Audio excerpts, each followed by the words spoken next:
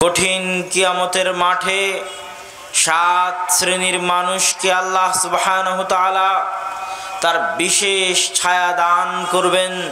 যে কঠিন দিনে লা জিল্লা ইল্লা জিল্লুহ, যে কঠিন দিনে আল্লাহর প্রদত্ত বিশেষ ছায়া ব্যতীত আর কোনো ছায়া থাকবে না। সেই দিনে আল্লাহ সুবহানাহু তাআলা সাত শ্রেণীর মানুষকে তার বিশেষ ছায়া প্রদান করবেন। তার প্রথম শ্রেণী হচ্ছে ইমামুন আদিল, ন্যায়পরায়ণ শাসক। শাসক হওয়ার পরে ন্যায়পরায়ণতা করা অনেক কঠিন। শাসক হওয়ার পরে ইনসাফ করলে দুনিয়া চলে যেতে পারে, দুনিয়া হারিয়ে যেতে পারে, আর ইনসাফ না করলে পরকাল হারিয়ে যেতে পারে।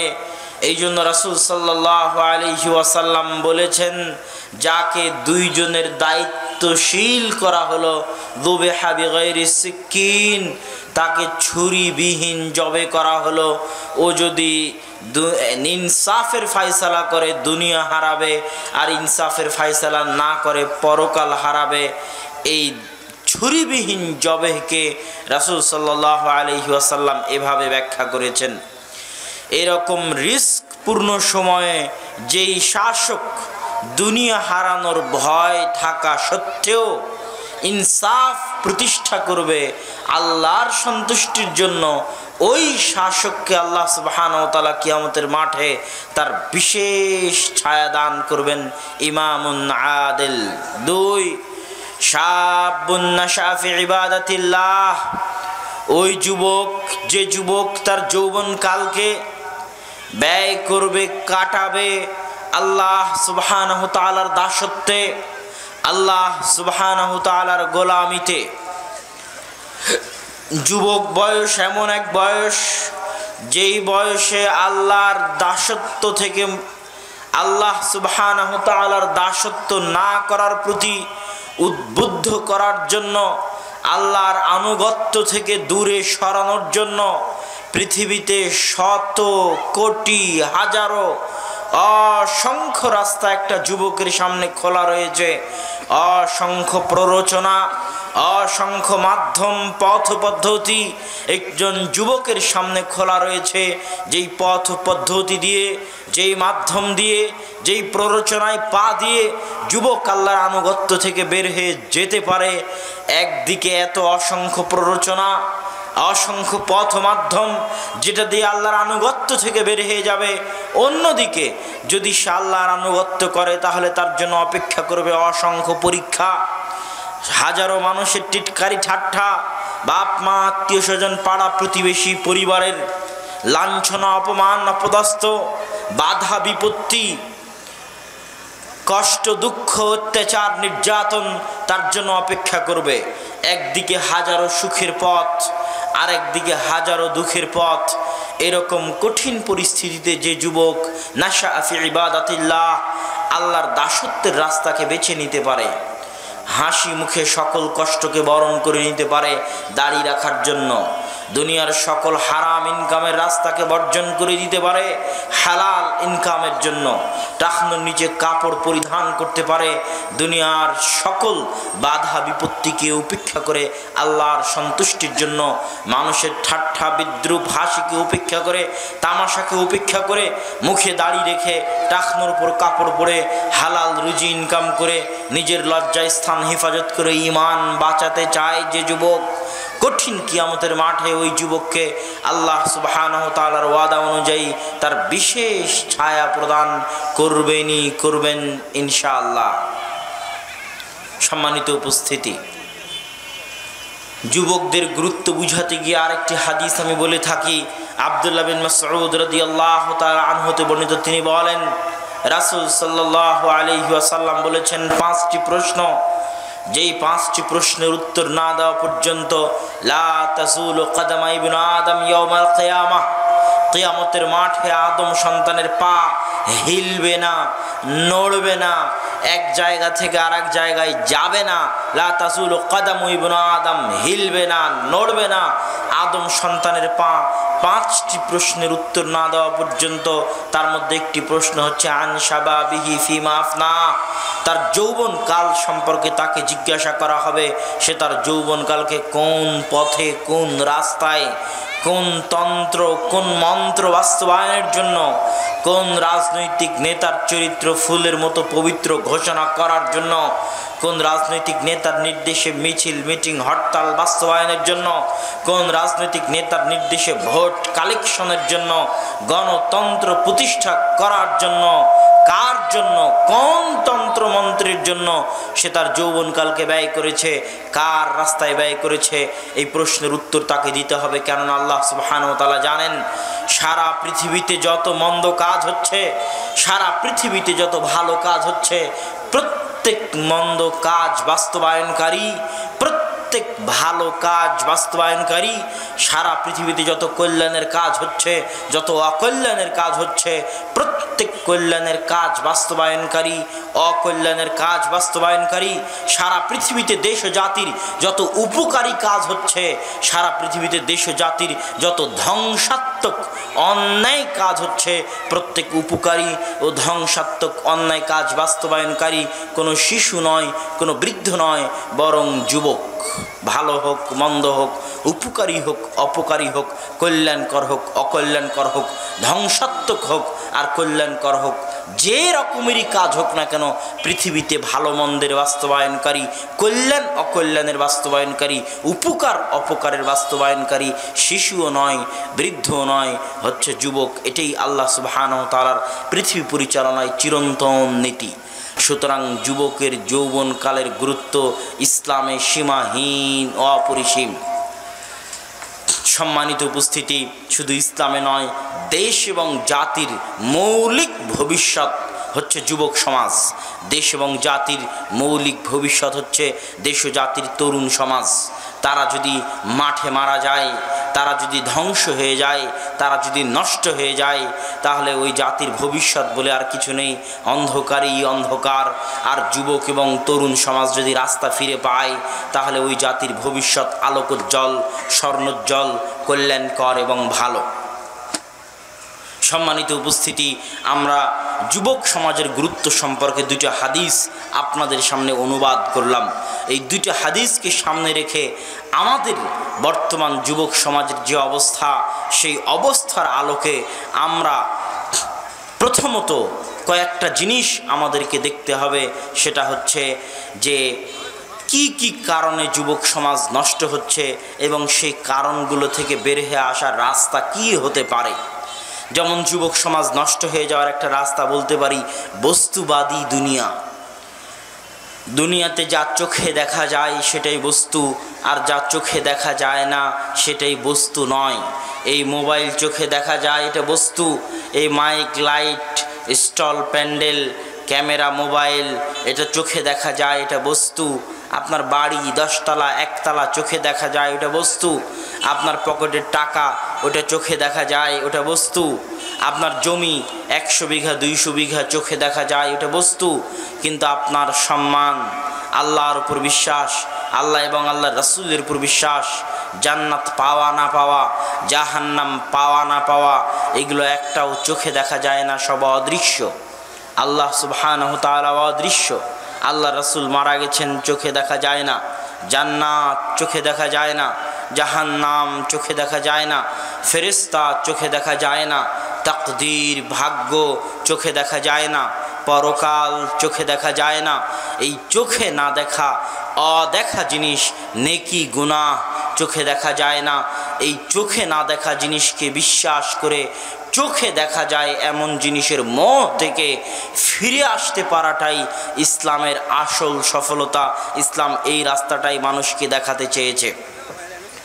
সুতরাং আমাদের সামনে স্পষ্ট হতে হবে, আমাদের যুবকরা আজ বস্তুবাদী দুনিয়ার মোহে আটকা পড়েছে। বস্তুবাদী এই দুনিয়াকে আল্লাহ সুবহানাহু ওয়া তাআলা কোরআন মাজিদের অগণিত আয়াতে বলেছেন, ওয়ামাল হায়াতুদ দুনিয়া ইল্লা মাতাউল গুরুর। মানুষের এই দুনিয়াবি জীবন ধোঁকার বস্তু মাত্র। মানুষের এই দুনিয়াবি জীবন খেল তামাশার বস্তু মাত্র। আজকে আমি রূপগঞ্জ নারায়ণগঞ্জ জামিয়া সালাফিয়া থেকে রওনা দিয়ে আপনার এখানে এসেছি। এই আসার পথে রাস্তায় কোথাও যদি আমি কোনো খেল তামাশা, কোনো ধোঁকাপূর্ণ বস্তুতে মত্ত হয়ে যেতাম, হয়তো কোথাও কোনো সাপের খেলা, কোনো জাদুর খেলা, কোনো কিছু দেখতে গিয়ে আমি রাস্তায় যদি ব্যস্ত হয়ে যেতাম বা কোথাও খাবারে ব্যস্ত হয়ে যেতাম আর আপনার এই প্রোগ্রামের কথা ভুলে যেতাম, তাহলে ওইটা আমার জন্য ধোঁকার জিনিস, ওইটা আমার জন্য খেল তামাশার জিনিস, আমাকে আমার আসল টার্গেট থেকে ভুলিয়ে রেখেছে। আল্লাহ সুবহানাহু ওয়া তাআলা মানুষকে সৃষ্টি করার পর থেকে নিয়ে, রূহের জগৎ থেকে নিয়ে, ওটাকে আরেকটু কাছে দিন, খুব মশা। আল্লাহ সুবহানাহু ওয়া তাআলা মানুষকে সৃষ্টি করার পর থেকে নিয়ে, রূহের জগৎ থেকে নিয়ে জান্নাত জাহান্নাম পর্যন্ত যে রাস্তা, রূহের জগৎ থেকে জান্নাত পর্যন্ত, রূহের জগৎ থেকে জাহান্নাম পর্যন্ত, এই রাস্তার আমি একজন পথিক মাত্র। আমার এই পথ চলা, আমার এই রাস্তায় চলার মাঝে সামান্যতম বিরতি হচ্ছে এই দুনিয়ার জীবন।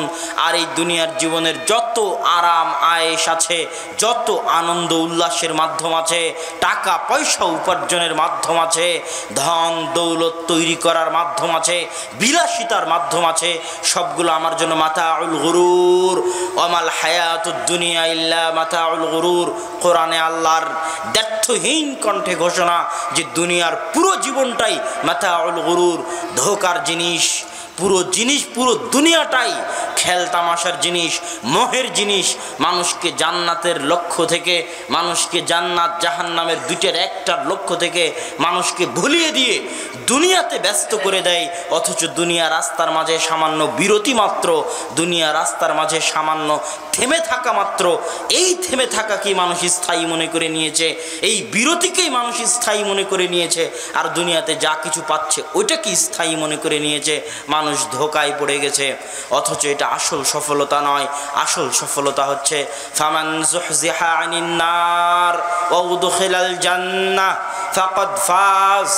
আসল সফল সেই মান যুহজিহা আনিন নার, যাকে জাহান্নামের আগুন থেকে বাঁচিয়ে দেওয়া হলো, যাকে জাহান্নামের আগুন থেকে রক্ষা করে নেওয়া হলো।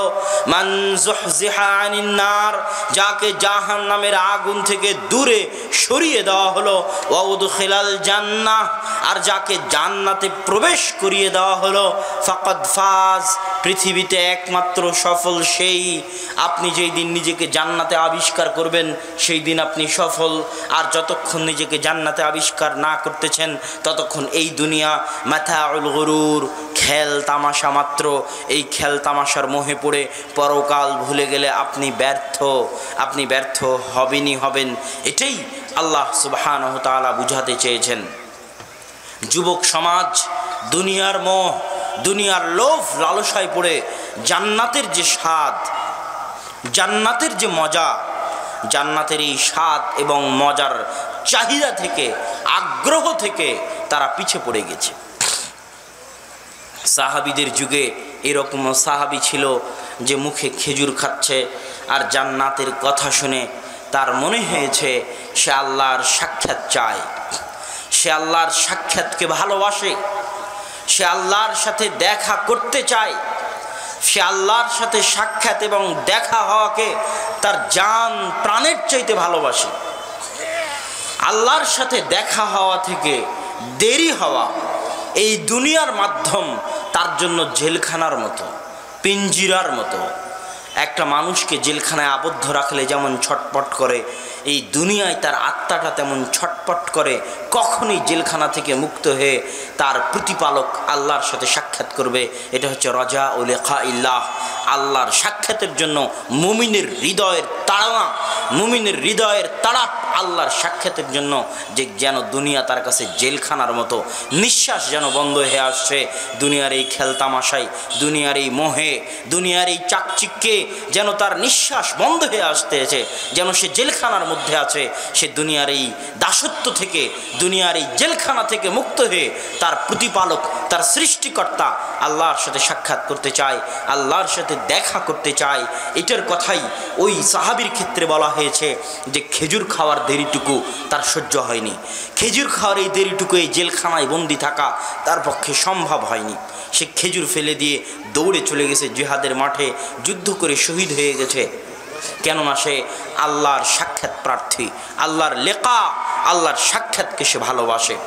সম্মানিত যুবক সমাজ, সম্মানিত তরুণ সমাজ, দুনিয়ার এই মোহ, দুনিয়ার এই লোভ লালসা, দুনিয়ার এই চাকচিক্য যে ধোঁকা, এই ধোঁকাকে ফেলে দিয়ে আল্লাহর ভালোবাসায়, আল্লাহর সাক্ষাতের নেশায় সময় ব্যয় করাই হচ্ছে আসল সফলতা, আসল স্বাধীনতা।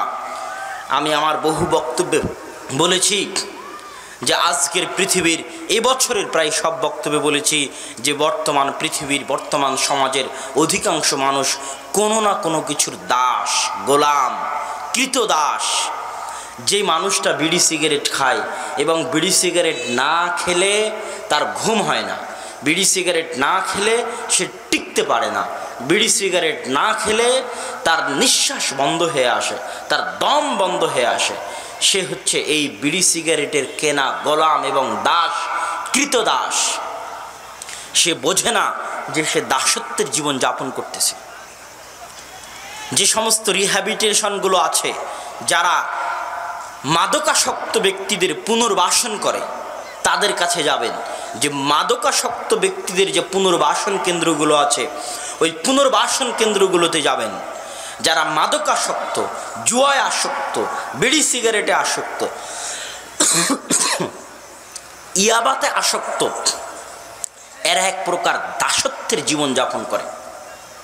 ইয়াবার দাস, মদের দাস, বিড়ি সিগারেটের দাস, এদেরকে এই দাসত্ব থেকে মুক্তি দেওয়ার জন্য ওই পুনর্বাসন কেন্দ্রগুলো খোলা হয়েছে, যেখানে আস্তে আস্তে আস্তে আস্তে আস্তে আস্তে আস্তে আস্তে তাদেরকে এই দাসত্ব থেকে বের করে আনা হয়। এবং যখন একবার বের হয়ে আসতে পারে, তখন সে অনুভব করতে পারে যে সে আসলে এক দাসত্বের জীবন যাপন করত, কৃত দাসের চাইতেও নিকৃষ্ট জীবন যাপন করত, দম বন্ধ হয়ে আসা জীবন যাপন করত।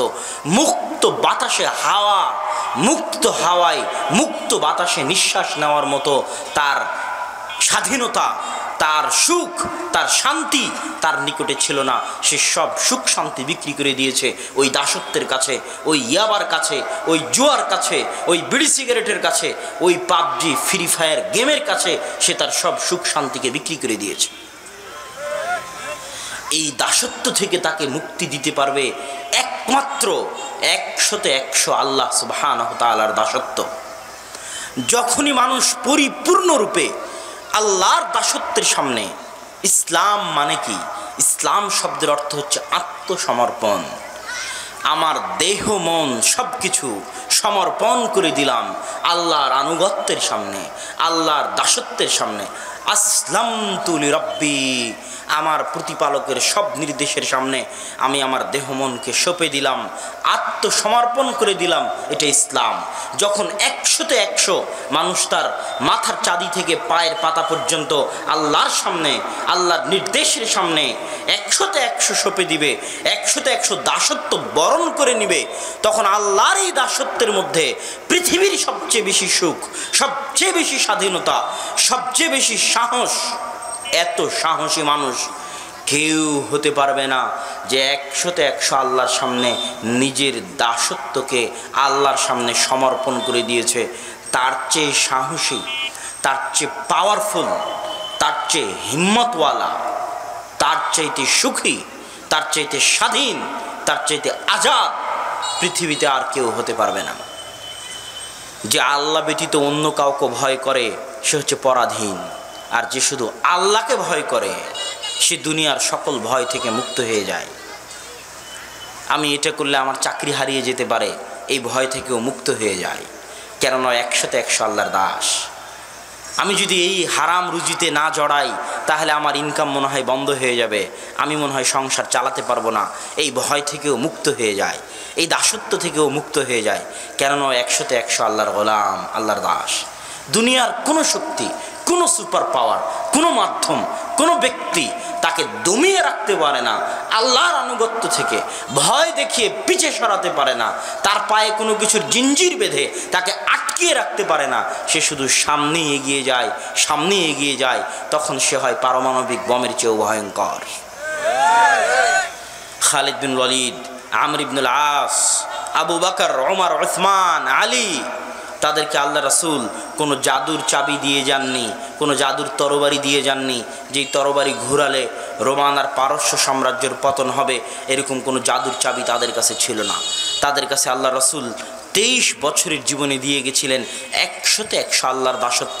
তখন আবু বকর কোনোদিন তার ক্ষমতার পরোয়া করেনি, ক্ষমতার দাসত্ব করেনি।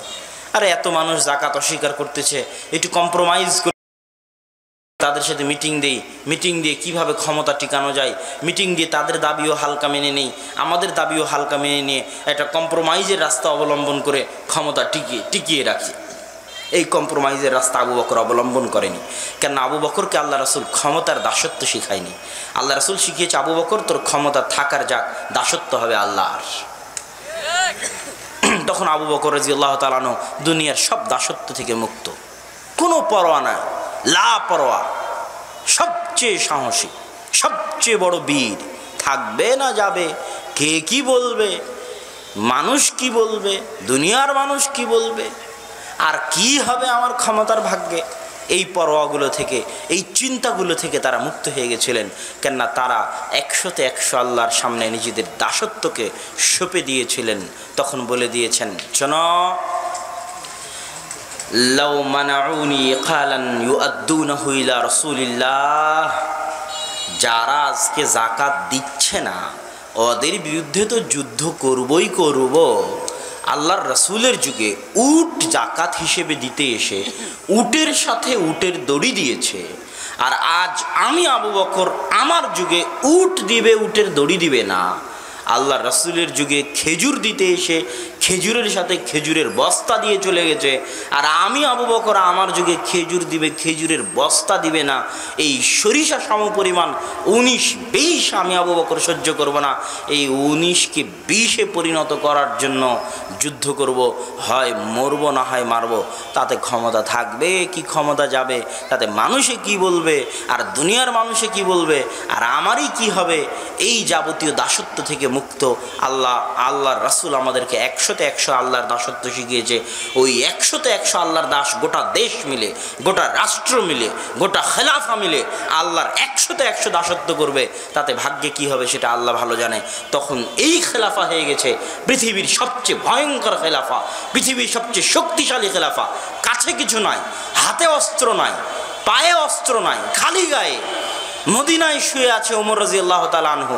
আর এই 100 আল্লাহর দাসত্বের মানসিকতার কারণে হাজার হাজার মাইল দূরে রোমান পারস্যের সম্রাটরা থরথর করে কাঁপে, অন্য কিছুর জন্য নয়, এই 100 আল্লাহর দাসত্বের জন্য। আজকেও ওয়াল্লাহি আল্লাহর কসম, ওয়াল্লাহি আল্লাহর কসম, পৃথিবীর যে কোনো ভূখণ্ডের, যে কোনো অঞ্চলের, যে কোনো দেশের, যে কোনো এলাকা মানুষজন 100 আল্লাহর দাসত্ব বরণ করে নিবে, তাদের সামনে পৃথিবীর কোনো শক্তি টিকতে পারবে না।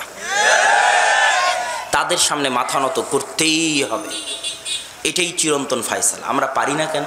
আমাদের মধ্যে 100 আল্লাহর দাসত্ব নাই।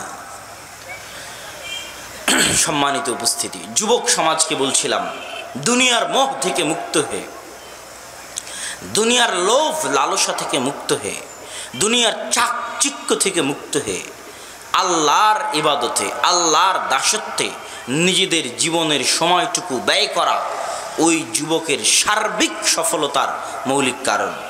2 নাম্বার পয়েন্ট, যুবক যদি যেই কারণে যুবকের পদস্খলন ঘটে, 1 নাম্বার তো দুনিয়ার মোহ, 2 নাম্বার যুবকের পদস্খলন ঘটে সময়ের অপব্যবহার। দুনিয়াতে যত অন্যায় কাজ আছে, প্রত্যেক অন্যায় কাজ সংঘটিত হওয়ার সুযোগ পায় সময়ের অপব্যবহারের জন্য, সময়ের অবমূল্যায়নের জন্য।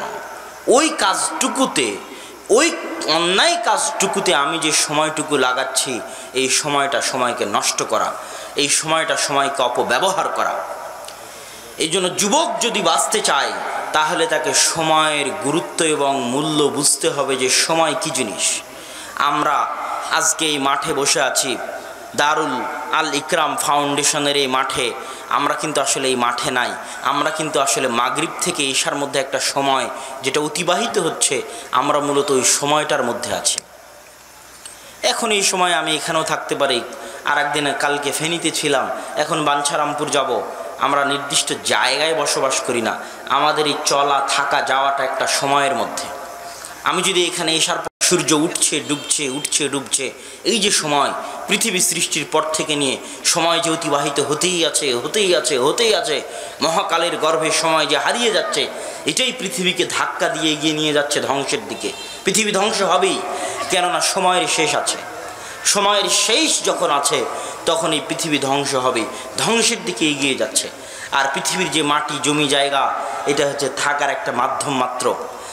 মক্কা ইব্রাহিম আলাইহিস সালামের যুগেও ছিল, আল্লাহ রাসূলের যুগেও ছিল, আমাদের যুগেও আছে। ইব্রাহিম আলাইহিস সালাম নাই কেন, মুহাম্মদ সাল্লাল্লাহু আলাইহি ওয়াসাল্লাম নাই কেন? তাদের সময়টা পার হয়ে গেছে। আমরাও একদিন থাকবো না, যখন আমাদের সময় পার হয়ে যাবে। আবার নতুন প্রজন্ম আসবে, তাদের সময় পার হয়ে যাবে, তারাও চলে যাবে। তাহলে মানুষ মূলত বসবাস করে সময়ের মধ্যে। ওয়াল আসর ইন্নাল ইনসানা লাফি খুসর, সময়ের শপথ, প্রত্যেকটা মানুষ সময় নিয়ে ক্ষতির মধ্যে নিমজ্জিত আছে, ধ্বংসের মধ্যে নিমজ্জিত আছে। দুনিয়ার কোনো মানুষ সঠিকভাবে সময়কে মূল্যায়ন করা জানে না, কেউ সঠিকভাবে সময়কে দাম দেওয়া জানে না। কারা ব্যতীত? ইল্লাল্লাযীনা আমানু, যারা ঈমান আনয়ন করে তারা ব্যতীত, ওয়া আমিলুস সালিহাত, যারা সৎ কাজ করে তারা ব্যতীত, ওয়া তাওয়াসাউ বিল হাক্কি ওয়া তাওয়াসাউ বিস সবর, যারা সত্যের আদেশ দেয় পরস্পরকে তারা ব্যতীত, যারা পরস্পরকে ধৈর্যের আদেশ দেয় তারা ব্যতীত। এই আয়াত আর একটা হাদিস শোনেন, রাসূল সাল্লাল্লাহু আলাইহি ওয়াসাল্লাম বলছেন, আদ দুনিয়া ওয়া মা ফিহা, দুনিয়া এবং দুনিয়ার মাঝে যা কিছু আছে, কুল্লুহা মালউনা, দুনিয়া এবং দুনিয়ার মাঝে যা কিছু আছে সব কিছু অভিশপ্ত, সব কিছু অভিশপ্ত।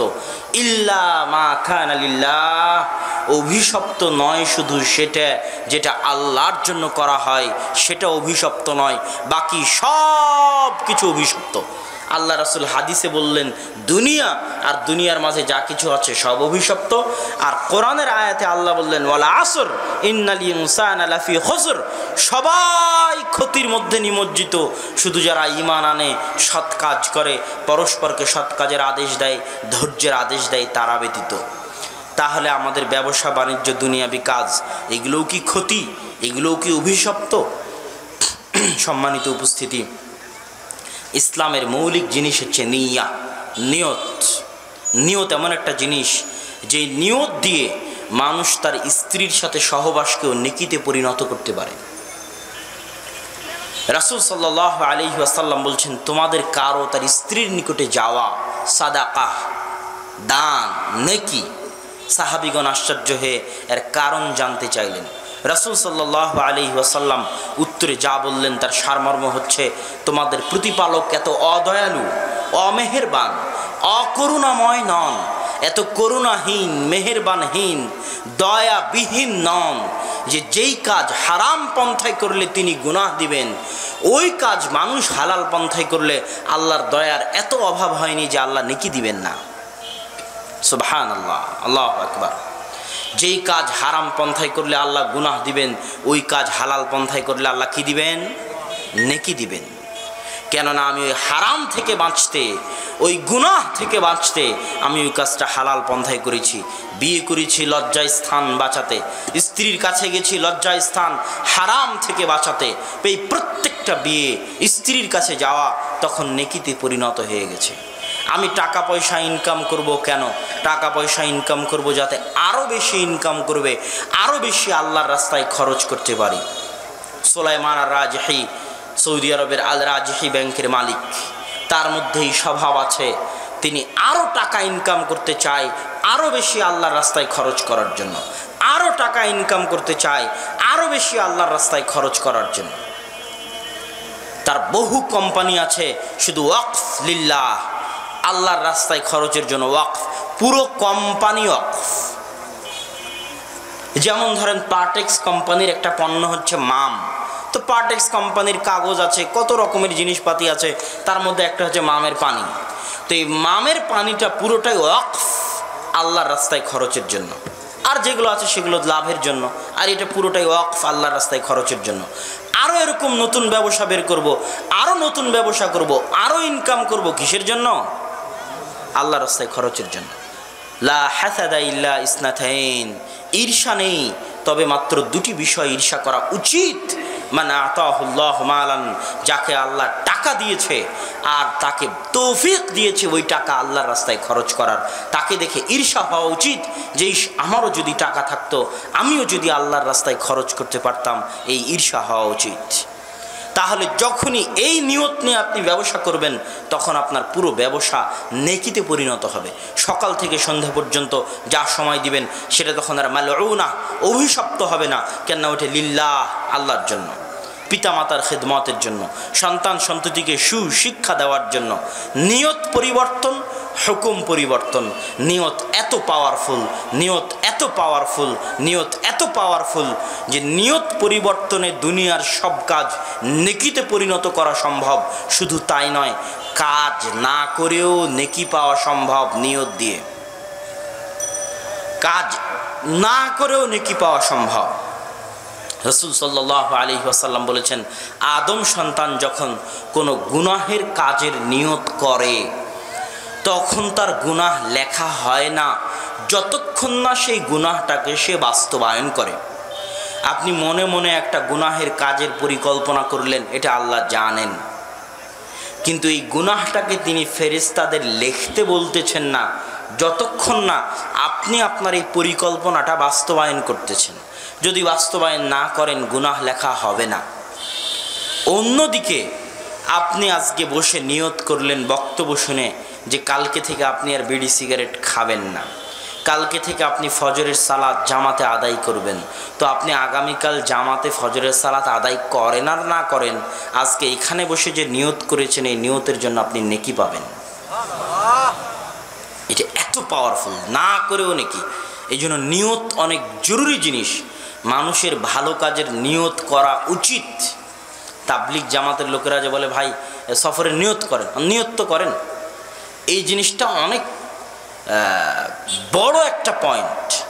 যে যখন মানুষ ইচ্ছা করে, যেমন ফজরের সালাতে ঘুম থেকে উঠার ক্ষেত্রে একটা জিনিস পরীক্ষা করে দেখবেন, আপনি যদি 100-তে 100 আন্তরিকভাবে এই নিয়ত করে ঘুমান যে আপনি ফজরে উঠবেন, উঠে সালাত আদায় করবেন, তাহলে তখন আপনার ঘুম ভেঙে যাবে। আর যদি ঘুমানোর আগে আপনার নিয়তে ত্রুটি থাকে, 100-তে 100 আপনি নিয়ত করেননি যে আপনি আগামীকাল ফজরের সালাত আদায় করবেন, তাহলে ফজরের সময় আপনি জায়গা পাবেন না। কত পাওয়ারফুল জিনিস নিয়ত, বাস্তব জীবন থেকে সর্বত্র সাবকনসিয়াস মাইন্ডে ওটা সেট হয়ে যায়। আপনি যেটা মনে মনে নিয়ত করেন ওটা আপনার সাবকনসিয়াস মাইন্ডে সেট হয়ে যায়। সাবকনসিয়াস মাইন্ড আপনার অজান্তেও আপনাকে বলতে থাকে, তুমি এই কাজ করার নিয়ত করেছিলে, কাজটা কি করবে না?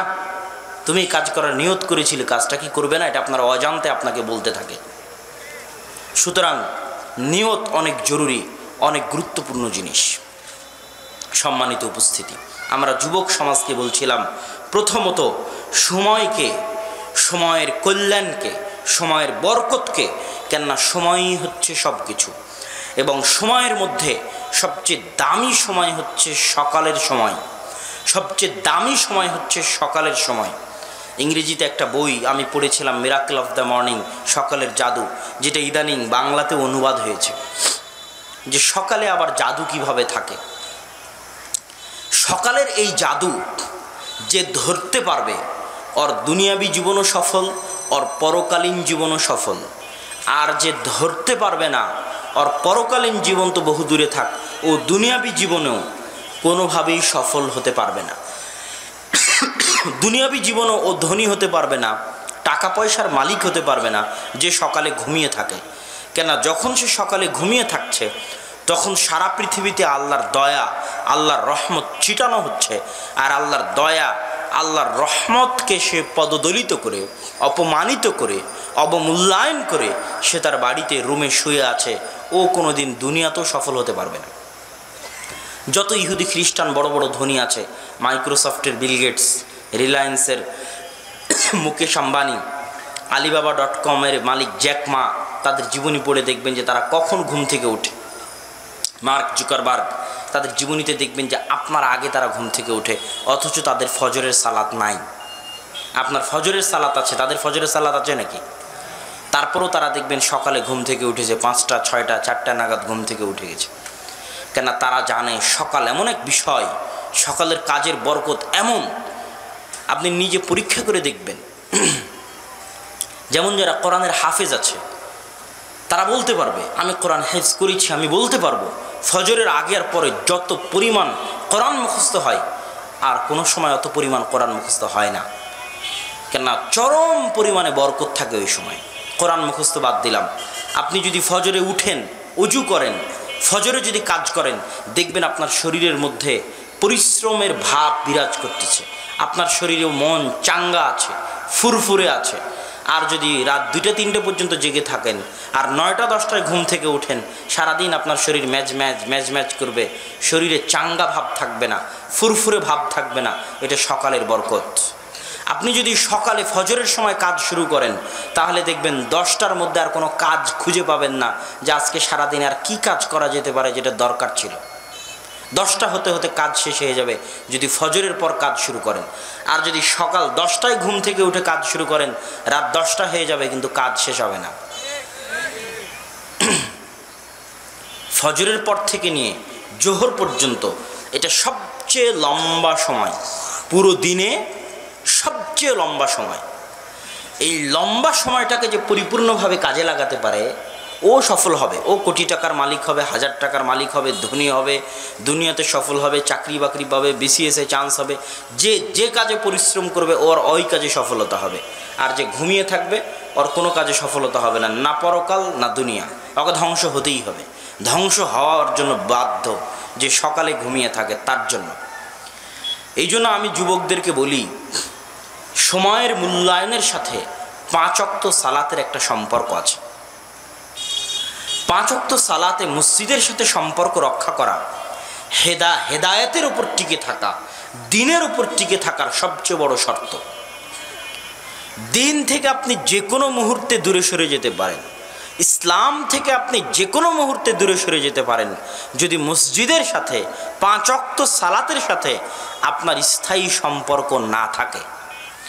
এই জন্য রাসূল সাল্লাল্লাহু আলাইহি ওয়াসাল্লাম বলেছেন, মা মিন কারিয়াতিন, এমন কোনো গ্রাম, এমন কোনো মহল্লা, এমন কোনো এলাকা, লন্ডন হোক আর আফ্রিকার জঙ্গল হোক আর আটলান্টিক সাগর হোক, যেখানে 3 জন মুসলমান বসবাস করে, এই 3 জন মুসলমান যেখানে বসবাস করে তাদের উপর ফরজ, জরুরি যে তারা 5 ওয়াক্ত সালাতে আজান দিবে, আল্লাহু আকবার আল্লাহু আকবার, ইকামত দিবে, কদ কামাতিস সালাতু কদ কামাতিস সালাহ, জামাত কায়েম করবে। এই 3 জন মুসলমান যদি হয়, 2-এর অধিক মুসলমান যদি হয়, জঙ্গলে থাকুক, স্থলে থাকুক, পানিতে থাকুক, বাড়িতে থাকুক, কাফের দেশে থাকুক, মুসলমান দেশে থাকুক, যেখানে 2-এর অধিক মুসলমান একত্রিত হয়েছে, ওখানে আজান দিয়ে ইকামত দিয়ে জামাত কায়েম করতে হবে, জুমা কায়েম করতে হবে। যদি জামাত কায়েম না করে, ইল্লাস্তাহওয়াদা আলাইহিমুশ শাইতান, শয়তান তাদেরকে পেয়ে বসবে, শয়তান তাদেরকে পথভ্রষ্ট করে দিবে। তাহলে দিনের রাস্তায় টিকে থাকার একটা বড় মাধ্যম কি বলেন তো? 5 ওয়াক্ত সালাতে মসজিদের সাথে সম্পর্ক রক্ষা করা। মসজিদের সাথে সম্পর্ক না থাকলে, 5 ওয়াক্ত সালাতের মসজিদের সাথে সম্পর্ক না থাকলে পথভ্রষ্ট হয়ে যাবেন, ঈমান টিকাতে পারবেন না। বলছিলাম এই 5 ওয়াক্ত সালাতের সাথে সময়ের একটা গভীর সম্পর্ক আছে। গভীর সম্পর্ক কি? যে নিয়মিত 5 ওয়াক্ত সালাত আদায় করে এবং 5 ওয়াক্ত সালাত ভিত্তিক তার জীবন পরিচালনা করে, ওর জীবন সবচেয়ে সুশৃঙ্খল, ওর জীবন সবচেয়ে সাজানো গুছানো, ওর জীবন সবচেয়ে পরিপাটি, ওর কাজ সবচেয়ে গোছালো, ওর জীবন সবচেয়ে গোছালো, ওর সময় সবচেয়ে বরকতমণ্ডিত। দুনিয়াতে আর এমন কোনো মাধ্যম নাই যেই মাধ্যম দিয়ে মানুষ তার 24 ঘন্টাকে সাজানো গোছানো করে কাটাতে পারে, পরিকল্পনা মাফিক কাটাতে পারে, সুচারুরূপে পরিপাটি করে কাটাতে পারে, টাইম ম্যানেজমেন্ট করে কাটাতে পারে, দুনিয়াতে 5 ওয়াক্ত সালাতের চাইতে বড় কোনো মাধ্যম, যত বড় মোটিভেশনাল স্পিকার হোক, আমি আব্দুল্লাহ আমার চ্যালেঞ্জ থাকলো, যত সেকুলার মোটিভেশনাল স্পিকার আছে যারা মোটিভেশনাল স্পিচ দিতে এসে টাইম ম্যানেজমেন্টের কথা বলে, যে সফল হতে হলে রুটিন তৈরি করতে হবে, টাইম ম্যানেজমেন্ট জানতে হবে, সময়কে নিয়ন্ত্রণ করা জানতে হবে, ইদারাতুল ওয়াক্ত জানতে হবে, টাইম ম্যানেজমেন্টের জন্য দুনিয়াতে যত পথ পদ্ধতি আছে, যত সিস্টেম আছে, যত মাধ্যম আছে, সেটা মোবাইলে অ্যালার্ম দেওয়া হোক, রুটিন তৈরি করা হোক, যা কিছু হোক, 5 ওয়াক্ত সালাতের চাইতে বড় কোনো মাধ্যম দুনিয়াতে কেউ দিতে পারবে না, যে 5 ওয়াক্ত সালাত দিয়ে মানুষ তার 24 ঘন্টাকে সবচেয়ে সুন্দর, সবচেয়ে সাজানো গোছানো, সবচেয়ে সুচারুরূপে, সবচেয়ে পরিপাটি আকারে, সবচেয়ে পরিকল্পিতভাবে ব্যয় করতে পারে, বাস্তবায়ন করতে পারে। এই জন্য 5 ওয়াক্ত সালাত শুধু মানুষের পরকালের জন্য নয়, দুনিয়াবি সফলতার জন্য বিশাল শর্ত। আপনার দুনিয়াতে সফলতা দরকার, আপনি আপনার সার্বিক কাজকে এই 5 ওয়াক্ত সালাত ভিত্তিক সাজিয়ে নিন, দেখবেন প্রত্যেকটা কাজ প্ল্যান মাফিক বাস্তবায়ন হবে। আর 5 ওয়াক্ত সালাতের কোনো একটা সালাত মিস হয়ে গেলেই দেখবেন সব অগোছালো হয়ে গেছে, কিছুই গোছালো নাই। এক কাজ এদিক থেকে আরেক দিক হয়ে গেছে, কিছুই ঠিক করতে পারছেন না, কখন কোনটা করতে হতো, কিভাবে দিন পার হয়ে গেল বুঝতে পারবেন না। 5 ওয়াক্ত সালাতের 1 ওয়াক্ত সালাত যদি মিস হয়ে যায়, দিন পার হয়ে যাওয়া বুঝতে পারবেন না, দিনে বরকত থাকবে না, সকাল হতে না হতেই দিন শেষ। আর 5 ওয়াক্ত সালাত যদি সঠিকভাবে বাস্তবায়ন হয়, তাহলে দিন পার হওয়া বুঝতে পারবেন এবং প্রত্যেকটা কাজ সুচারুরূপে করতে পারবেন, পরিকল্পনা করতে পারবেন, বাস্তবায়ন করতে পারবেন, দুনিয়াতে সফল হতে পারবেন। ব্যবসা করেন, বাণিজ্য করেন, পড়াশোনা করেন, চাকরির দরকার, যেটার দরকার, দুনিয়াতে সফল হতে পারবেন, পরকালে মুক্তি পেতে পারবেন। যুবক সমাজের প্রতি তাই আমার আকুল আহ্বান, যে আমাদের যে অধঃপতন আছে যুবক সমাজের, এই অধঃপতের মূল কারণ হচ্ছে সময়কে নষ্ট করা। আর এই সময় নষ্ট থেকে বাঁচতে হলে আমাদেরকে সময়কে কাজে লাগাতে হবে। এবং যখনই কোনো জাতির পুরোটা সময় নষ্টে ব্যস্ত হয়ে যায়, তখন ওই জাতির ভবিষ্যৎ বলে আর কিছু থাকে না। দুনিয়াতে আপনার কাছে সময় নষ্ট করার সব মাধ্যম ইহুদি খ্রিস্টানরা দিয়ে রেখেছে। আপনার হাতের ফেসবুক থেকে শুরু করে, পাবজি, ফ্রি ফায়ার গেম থেকে শুরু করে, ওই খেলা থেকে শুরু করে, আইপিএল, বিপিএল, ক্রিকেট, ফুটবল, বিশ্বকাপ থেকে শুরু করে, ওগুলোর জুয়া থেকে শুরু করে, এমন কোনো সিস্টেম, মাধ্যম নাই সময় নষ্ট করার, যেটা আপনার সময়কে নষ্ট করবে না। সময় নষ্ট করার জন্য চারিদিক থেকে আপনাকে ঘিরে আছে, যেটাই করতে যাবেন সময় নষ্ট, যেটাই করতে যাবেন সময় নষ্ট। সময় নষ্ট থেকে বেঁচে সময়কে কাজে লাগানো বর্তমান দুনিয়াতে সবচেয়ে বড় রিস্কের কাজ, সবচেয়ে বড় কঠিন কাজ। এই জন্য সময় নষ্ট থেকে বাঁচতে হলে মোবাইলের ব্যবহারকে সীমিত করতে হবে। ঘুমানোর আগে মেসেজ চেক করা, ঘুমানোর আগে মোবাইল চেক করা, আবার ঘুম থেকে উঠেই মোবাইল চেক করা, মোবাইলের মেসেজ চেক করা, এই অভ্যাস আপনার দিনের পরিকল্পনা তৈরি করতে দিবে না। কিভাবে দিন পার হয়ে যাবে আপনি বুঝতে পারবেন না। ঘুম থেকে উঠেই যদি মোবাইল হাতে নেন, Facebook, WhatsApp, Twitter, YouTube, PUBG, free fire, ঘুম থেকে উঠেই, তাহলে দিন কিভাবে পার হবে বুঝতে পারবেন না। 365 দিনে বছর কিভাবে পার হবে বুঝতে পারবেন না। আপনি অন্ধকার থেকে অন্ধকার জগতে যেতে থাকবেন, ধ্বংস থেকে ধ্বংসের দিকে যেতে থাকবেন। জীবন, মরণ, ইহকাল, পরকাল সব ধ্বংস হয়ে যাবে, কিছুই টের পাবেন না। এই জন্য সকালে উঠে মোবাইল হাতে নেওয়া যাবে না। সকালে উঠে একজন মুসলমানের কর্তব্য ওযু করে, সালাত আদায় করে কোরআন তেলাওয়াত করা। আজকের বক্তব্যের আরেকটা অংশ ছিল, যুবক যদি হকের উপর টিকে থাকতে চায়, দ্বীনের উপর টিকে থাকতে চায়, ইমানের উপর টিকে থাকতে চায়, তাহলে তাকে কোরআন পড়তে হবে। আমি আব্দুল্লাহ হুদাল্লিন নাস নই, আব্দুর রাজ্জাক বিন ইউসুফ হুদাল্লিন নাস নয়, ডক্টর জাকির নায়েক হুদাল্লিন নাস নয়। হুদাল্লিন নাস হচ্ছে কোরআন। এক জাকির নায়েক হাজারো বক্তব্য দিয়ে, লাখো জাকির নায়েক কোটি বক্তব্য দিয়ে যত মানুষকে হেদায়েত করতে পারবে, এক কোরআন তার চেয়ে বেশি মানুষকে হেদায়েত করতে পারবে। কিন্তু কোরআনের কাছে যেতে তো হবে, কোরআনের কাছে যান, হেদায়েত পাবেন। কোরআনের কাছে যান, অন্তরে প্রশান্তি পাবেন। কোরআনবিহীন জীবন বরকতবিহীন জীবন, কোরআনবিহীন বাড়ি বরকতবিহীন বাড়ি। যে বাড়িতে কোরআন পড়া হয় না, যে জীবনে কোরআন পড়া হয় না, ওই জীবনও অন্ধকার, ওই বাড়িও অন্ধকার। ওই জীবন কুকুর শ্রীগালের মতো জীবন, আর ওই বাড়ি হচ্ছে শয়তানের আড্ডাখানা। যে বাড়িতে কোরআন তেলাওয়াত হয় না, ওখানে 24 ঘন্টা শয়তান আড্ডা দিবে। ওই বাড়ির কোনো কিছুতে বরকত থাকবে না, সদস্যদের কোনো কিছুতে বরকত থাকবে না, জীবনে শান্তি থাকবে না, কোনো কিছুতে ভালো সফলতা থাকবে না। জীবনটা কুকুর শ্রীগালের মতো দুনিয়া থেকে বিদায় নিতে হবে। একটা গরু ছাগল মহিষের মতো দুনিয়া থেকে বিদায় নিতে হবে। গরু ছাগল মহিষের দুনিয়া থেকে বিদায় নেওয়া আর কোরআন না পড়ে দুনিয়া থেকে বিদায় নেওয়া সমান। এই জন্য আমরা বলছিলাম যেটা, যে একটা মুসলমানের সকালে কি কর্তব্য হতে পারে। সকালে উঠেই যদি আপনি মোবাইল হাতে নেন, দিন কিভাবে পার হবে বুঝতে পারবেন না। উঠে আগে সালাত আদায় করতে হবে, কোরআন তেলাওয়াত করতে হবে, তারপরে ভাবতে হবে সারাদিন আপনার কি কাজ। ওইটা ভাবার পরে সেই কাজের মধ্যে একটা কাজ যদি হয় মোবাইলের মেসেজ চেক করা, ফেসবুকের মেসেজ চেক করা, হোয়াটসঅ্যাপের মেসেজ চেক করা, তাহলে সেটা আপনি একটা সময় করবেন। কিন্তু উঠেই যদি ফেসবুকের টাইম লাইন স্ক্রল করতে থাকেন আর ইউটিউবের ভিডিও দেখতে থাকেন আর গেমের মধ্যে ডুবে যান, তাহলে আপনি হচ্ছেন দাসত্বের জীবনযাপন করতেছেন। আপনি জেলখানায় আছেন, আপনার নিঃশ্বাস বন্ধ হয়ে আছে, আপনি এখনো মুক্ত বাতাসে শ্বাস নিতে পারছেন না। আপনার সফল হওয়া খুবই কঠিন। আপনার সফল হওয়া দুনিয়া এবং পরকালে খুবই কঠিন। তো সম্মানিত উপস্থিতি, সম্মানিত যুবক সমাজ, আমরা আলোচনা করছিলাম, 1 নম্বরে আলোচনা করেছিলাম দুনিয়ার মোহ থেকে নিজেদেরকে বিরত রাখা। 2 নম্বরে আলোচনা করেছিলাম সময়কে কাজে লাগানো, এবং সময়ের মধ্যে একটা গুরুত্বপূর্ণ সময় হচ্ছে সকালের সময়কে কাজে লাগানো। 3 নম্বর আলোচনা করেছি 5 ওয়াক্ত সালাতে মসজিদের সাথে সম্পর্ক রক্ষা করা। মসজিদের সাথে সম্পর্ক রক্ষা করা ছাড়া ঈমান টিকবে না। এই জন্য আমি বেদাতি মসজিদ হলেও বলি যে মসজিদের সাথে সম্পর্ক রাখতে হবে। কেন বেদাতি মসজিদ বলে আজ যদি মসজিদ ছাড়েন, কালকে সালাতই ছেড়ে দিবেন। পরীক্ষিত। আজকে মসজিদ ছাড়লে কালকে সালাত ছাড়বেন, আজকে মসজিদ ছাড়লে কালকে সালাত ছাড়বেন, আজকে মসজিদ ছাড়লে কালকে সালাত ছাড়বেন। হেদায়েতের রাস্তা থেকে বঞ্চিত হয়ে যাবেন। এই জন্য 3 নম্বর বা 4 নম্বর জরুরি জিনিস হচ্ছে 5 ওয়াক্ত সালাতে মসজিদের সাথে সম্পর্ক রক্ষা করা। আর শেষ জরুরি জিনিস হচ্ছে কোরআনকে আঁকড়ে ধরে থাকা এবং কোরআন তেলাওয়াত করা। কোরআন তেলাওয়াত করা এবং কোরআনকে আঁকড়ে ধরে থাকা।